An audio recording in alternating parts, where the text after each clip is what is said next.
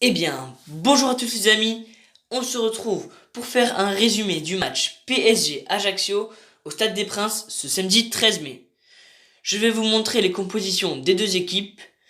Donc du côté du PSG, il y avait Donnarumma au goal avec une défense à 3 composée de Sergio Ramos en défenseur central, Danilo en défenseur gauche et Marquinhos à droite.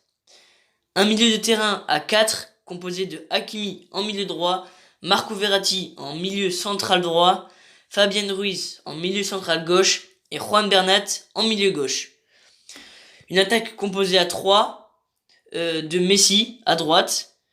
Donc il y a aussi le coup de poker Ekitike en pointe et Mbappé à gauche. Du côté d'Ajaccio, il y avait Solacaro au goal avec une défense à 4, cette fois-ci composé de Diallo en défenseur gauche, Vidal en défenseur central avec aussi Avinel, puis à droite nous avons Youssouf. Ajaccio jouait avec trois milieux, dont Coutader à gauche, Mangani au centre et Marchetti à droite.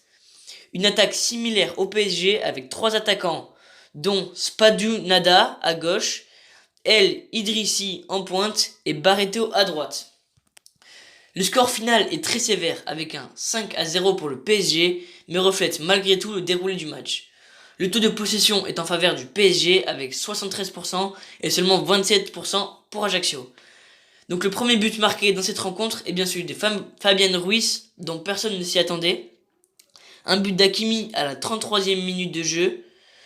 Donc le score commençait déjà à creuser l'écart avec deux buts, mais a continué de planter avec un premier but de Mbappé à la 47e minute, puis 7 minutes après, le doublé à la 54e minute, avec au score 4-0 alors que nous n'étions pas encore à l'heure de jeu.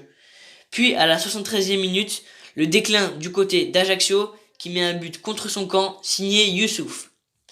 Hakimi s'est pris un carton rouge à la 77e minute car il a défendu Messi à qui Ajaccio a fait une faute et Mangani, joueur d'Ajaccio, s'est lui aussi fait sanctionner d'un rouge car il s'est battu avec Hakimi qui défendait Messi. Le match s'est terminé sur le score de 5-0 pour le PSG jouant à domicile qui prend 3 points et qui se retrouve à 81 points devant le deuxième, le RC Lens, avec un total de 75 points. Et voilà les amis, c'est la fin de cette vidéo, en espérant qu'elle vous a plu et qu'elle vous aura appris des choses. N'hésitez pas à vous abonner pour me soutenir et soutenir la chaîne. Au revoir.